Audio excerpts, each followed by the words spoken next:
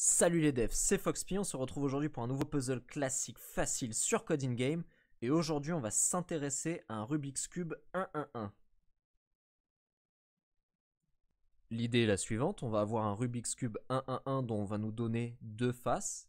Alors ces faces elles peuvent être représentées par 6 caractères, F, B, U, D, L, R. F représentant la face avant, B la face arrière, U la face du haut, D la face en bas, L la face à gauche et R la face à droite. Ce Rubik's Cube il peut se voir opérer une rotation sur X dans le sens horaire ou anti-horaire, sur Y dans le sens horaire ou anti-horaire et sur Z dans le sens horaire et anti-horaire. L'idée derrière cet exercice, c'est qu'on nous donne deux faces de ce cube, on lui opère les rotations, et en sortie, on doit donner à présent l'endroit où se trouvent ces faces. Donc pour ça, on a 3 inputs ici, les rotations qui vont être opérées, la face 1 et la face 2. Si la rotation qui nous est donnée comprend un X, ça veut dire qu'on va tourner autour de la face de droite, donc la face de droite et de gauche ne vont pas bouger. En revanche, si on a un X, donc qu'on tourne dans le sens horaire, à ce moment-là, la face du haut va passer derrière, la face de derrière va passer en bas, la face en bas va passer en avant et la face en avant va passer en haut.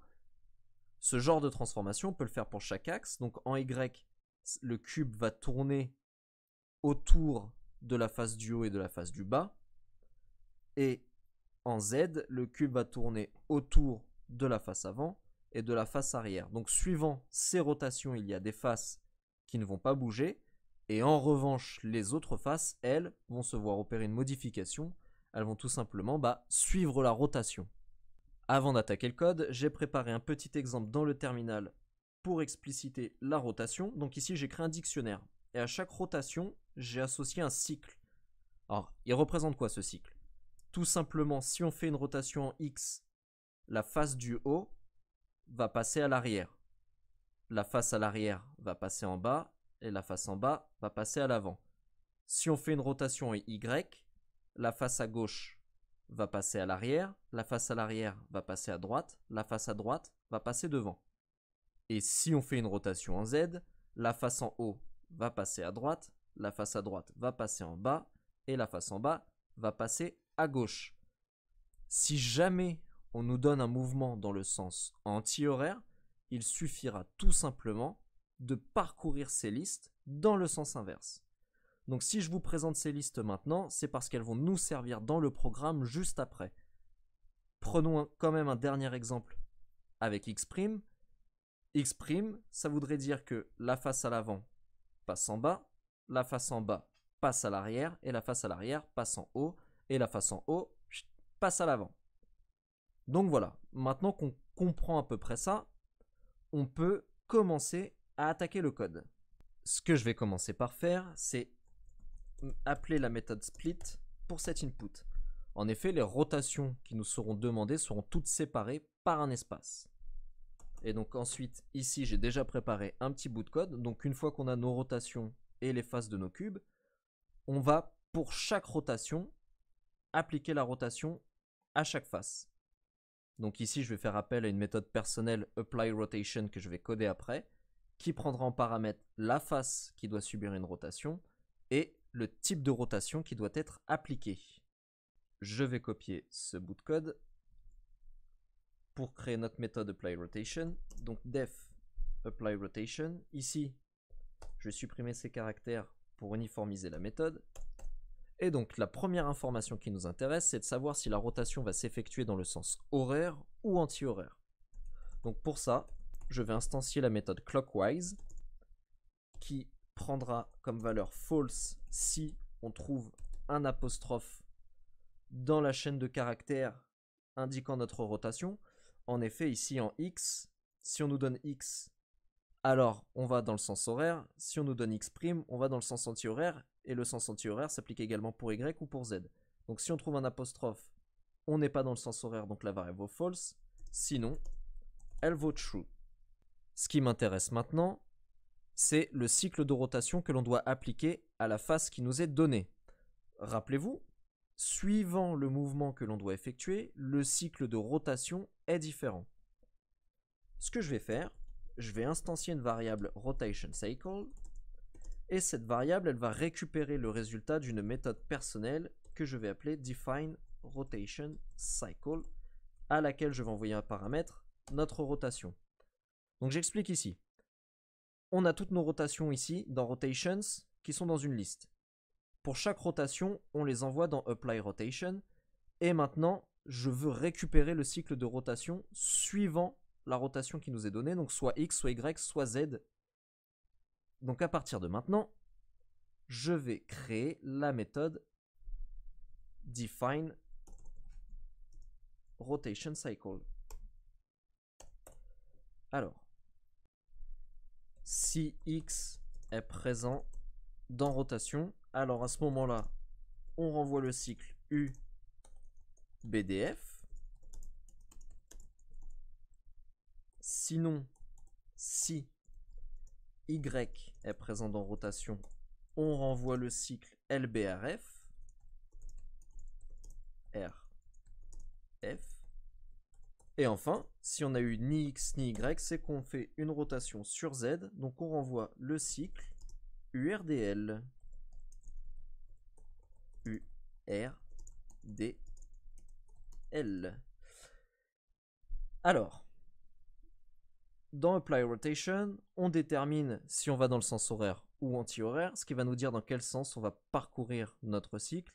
Et dans Define Rotation Cycle, on a récupéré notre cycle suivant la rotation qui nous a été donnée par Code in-game. Donc à présent, appliquons la rotation à notre face qui nous est donnée ici en paramètre. Si la face qui nous est donnée est dans Rotation Cycle, alors on va lui appliquer un mouvement. En effet, suivant le mouvement, donc par exemple en X ici, certaines faces ne bougent pas. Donc quand on fait un mouvement en X, R et L ne bougent pas, la face de gauche et de droite reste au même endroit. On le voit ici, si X dans rotation, on applique ce cycle et L et R ne s'y présentent pas. Donc on n'a pas besoin de leur appliquer une rotation. Donc c'est le test que j'effectue ici. Donc si notre face est dans le cycle de rotation, alors je veux récupérer son index dans le cycle. Donc rotation cycle.index de la face. Maintenant que l'on a ces informations, on va pouvoir coder nos conditions. Si l'index de notre face est inférieur à la longueur de rotation cycle -1 et que le mouvement est dans le sens horaire, alors on renvoie rotation cycle à l'index +1. J'explique. Imaginons qu'on fait un mouvement en X et qu'on nous donne la face à l'arrière, donc B. Si l'index est inférieur à length de rotation cycle -1, donc ici mon tableau fait 4, si l'index est inférieur à 3. C'est le cas, B étant 1, alors on renvoie l'élément qui est après, c'est-à-dire que ma face à l'arrière, si on effectue un mouvement en X, elle va se retrouver en bas. Pourquoi on effectue ce test? C'est parce qu'à la fin, on renvoie à l'index +1. Sauf que pour le dernier élément, il n'y a pas d'index +1. Lui, le prochain mouvement du cycle, c'est au début.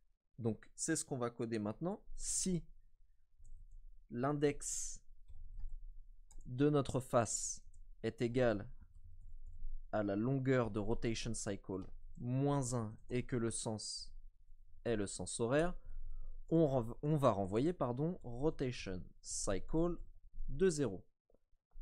Donc là, on a fait tous nos mouvements pour le sens horaire. Il ne nous reste plus qu'à coder le sens anti-horaire. Avant ça, je vais juste rajouter le elif ici. Donc, dans le sens anti-horaire, on va se balader dans notre cycle de la fin vers le début.